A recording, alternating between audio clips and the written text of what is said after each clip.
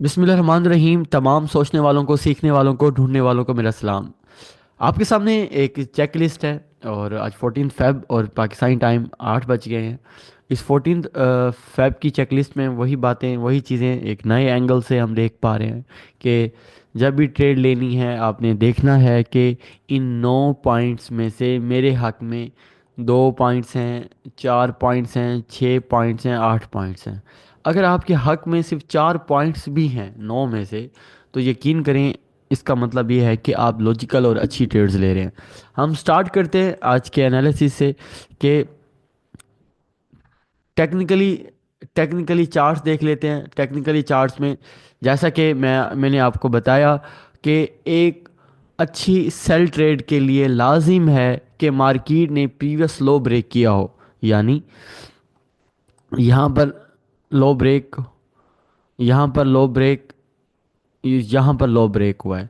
और जो कल वाला लो ब्रेक हुआ है वो एक हाई वॉल्यूम के साथ ब्रेक हुआ है, एक इंक्रीजिंग वॉल्यूम के साथ ब्रेक हुआ है।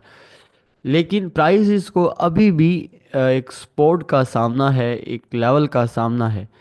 तो जब इस तरह से एक्टिविटी होती है, कोई रिट्रेसमेंट के बाद आप कोई अपॉर्चुनिटी ले सकते हो। तो फिलहाल हम देखें ऊपर तो एक ज़बरदस्त किस्म का मशरूम ओवर बना हुआ है। प्राइजेस क्या कर रही हैं, अपना लो, अपने हाई को जो है मज़ीद अपना हाई ब्रेक नहीं कर रही। तो ऐसी सिचुएशन में क्या होता है, जब इस तरह से एक्टिविटी है तो एक एक बड़ी एक्टिविटी जो है वो परफॉर्म होने लगी है, एक बड़ी सेलिंग आने लगी है। अब वो सेलिंग मिच्योर कब होगी? जो मेरे नज़दीक जो सेलिंग है, जैसे पीपीआई का नंबर देख लें, सीपीआई का नंबर देख लें, ऊपर से एनएफपी के एवरेज वाली अर्निंग देख लें, ओवरऑल सारी जो चीज़ है वो डॉलर के, फंडामेंटली डॉलर के हक में है। लेकिन डॉलर कहाँ मार खा रहा है?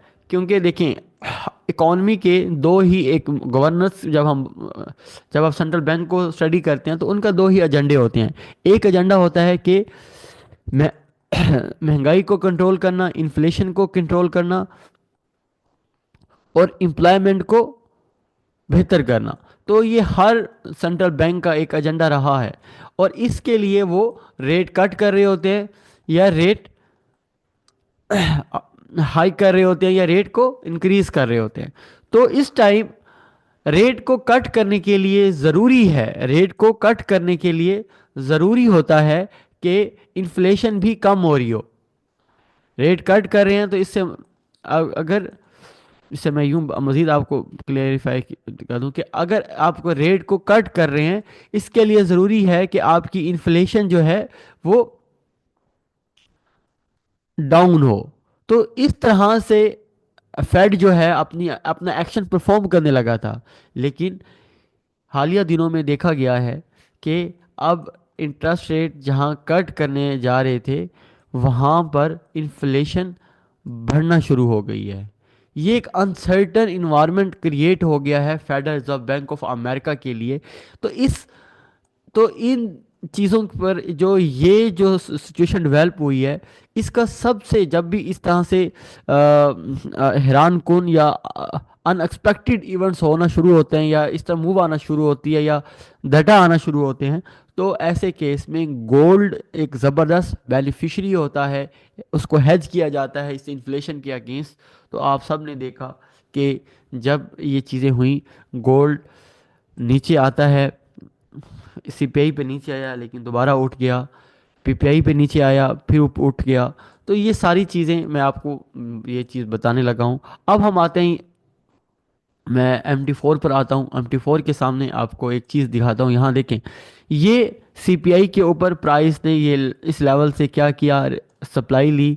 उसके बाद अब ये अपना लो ब्रेक किया, उसको रिटेस्ट किया, अब दोबारा उसने एक हाई वॉल्यूम के साथ लो ब्रेक किया।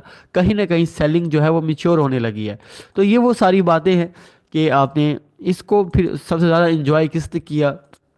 ये जो सारी मूव है, ये मूव थी सीपीआई की, लेकिन उसके बाद ये सारी मूव जो है रिवर्स होने लगी पीपीआई पर, फिर सारी मूव रिवर्स हुई। तो हाई पे हाई ब्रेक होना शुरू हो गए हैं। लो जो है वो रिस्पेक्ट हो रहे हैं, हाई ब्रेक हो रहे हैं। तो ये सारी सिचुएशन क्रिएट हो गई है टेक्निकली भी कि हमारे पास डॉलर के अंदर वीकनेस है। अब हम अपॉर्चुनिटी देखते हैं, आज कौन सी अपॉर्चुनिटी है। जैसे कि मैंने कल बताया था, अल्हम्दुलिल्लाह अल्लाह का करम हुआ कि वैसे ही market as it market on the spot pin point market ने वैसा मूव किया। हम यूरो की स्ट्रेंथ में बैठे थे, यूरो जो है वो स्ट्रेंथ में गया। अब हम ये देख रहे हैं कि ये जो मंथली चार्ट है जीबीपी यूएसटी का, तो जीबीपी यूएसटी के अंदर बहुत ज़बरदस्त पोटेंशियल है बाइंग का। जीबीपी यूएसटी के अंदर अगर किसी ने लॉन्ग टर्म डायरेक्शन लेनी है तो जीबीपी यूएसटी एक अच्छा पेयर है बाई के लिए। जैसे कि मैंने कल बताया था, प्राइस जो है ये इस रेजिस्टेंस पर यहाँ पर आ सकती है। तो एज इट प्राइस ने क्या किया है, ना सिर्फ वहाँ तक गई है बल्कि उसकी क्लोजिंग भी ऊपर हो गई है।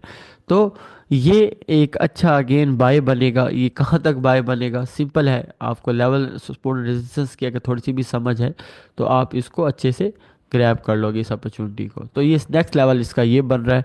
क्लियरली आप देख रहे हैं क्लोज ऊपर हुआ है, मार्केट ने इन एरियाज को ब्रेक किया है। तो JBP एक अच्छा बाय है। USD CHF, USD CHF और USD CHF, ये उम्मीद है आप सब ने प्रॉफिट किया होगा।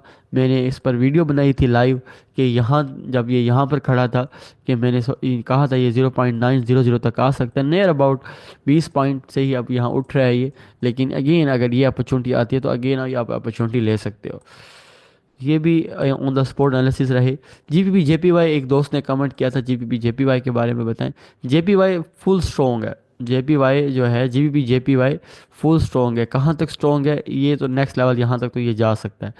उसके बाद यूरो जेपीवाई अगेन बुलिश है जब तक ये किसी एज पर नहीं पहुंच जाता। CAD JPY again, CAD JPY के अंदर अच्छा कुछ जेपीवाई के अंदर ना कुछ चीज़ें मैं देख रहा हूँ, फिर आपको बताता हूँ कि 6J अच्छा, कल प्राइस ने ये लेवल ब्रेक किया है और उसके बाद ये चीज़ें दोबारा उसको रिवर्स कर दी हैं। अगेन जेपीवाई पेयर्स के अंदर ना स्ट्रेंथ डेवलप हुई है, जेपीवाई पेयर के अंदर ना स्ट्रेंथ डेवलप हुई है। और यूएसटी जेपीवाई को देखो, ज़बरदस्त किस्म का ना इन्होंने ना इसको वो दे दिया है, क्या कहते हैं, 2 बार आप थ्रस्ट आ गया है ये। आराम से ये यहाँ तक आ रहा है। यूएससी जेपीवाई सेल है, यूएससी जेपीवाई एक अच्छा पेयर होगा सेल के लिए आज। यूएससी जेपीवाई एक अच्छा पेयर होगा सेल के लिए। और एक रीज़न ये भी है कि यहाँ रिटेल सेल्स भी यहाँ क्या है, ड्रॉप हो रही हैं। दोनों रिटेल सेल्स अच्छी खासी ड्रॉप हो रही हैं। तो यूएससी जेपीवाई आज अच्छा सेल हो सकता है, मुझे सबसे बेस्ट पेयर यूएससी जेपीवाई लग रहा है। उसके बाद स्टॉक को लेते हैं, बीटीसी अगेन रेंज के अंदर है। ऑयल, गोल्ड, गोल्ड गोल्ड ने बहुत से सेलर्स को ज़िबा किया है। मैं जैसा कि आपको बता रहा था गोल्ड फुल बाय ट्रेंड के अंदर है। आज गोल्ड को मैं, क्योंकि आज फ्राइडे है, क्लोजिंग है, फ्राइडे की क्लोजिंग थोड़ी सी वेird होती है, समझ नहीं आ रही होती कि जहाँ भी इसने निकालना है तो वन साइड मूव होती है। तो कोई भी एक ऐसी मूव नहीं है जिसे मैं कह सकूं कि गोल्ड जो है वो बेरिश है। गोल्ड प्योर बुलिश जा रहा है। वो भी ये जो एंगल होता है बड़ा ख़तरनाक एंगल होता है, इसके ड्रॉप होने के चांस भी बहुत ज़्यादा होते हैं इस तरह से एंगल के। और ये कहाँ इसकी रैली रुकती है ये भी नहीं पता लगता। तो फिलहाल इसका ये हाई है। कल की कैंडल देखें, एक शेक आउट आया है, शेक आउट कंफर्म हुआ है, पूरा बैकग्राउंड पे अप पावर है। तो गोल्ड भी आज बाय है। कहाँ तक बाय है, कम से कम अपने नेक्स्ट हाई तक, कम से कम अपने नेक्स्ट हाई तक। ये एक हाई पड़ा है, यहाँ भी उसकी रेजिस्टेंस है। आप देखें ना गोल्ड के अंदर एक और भी चीज़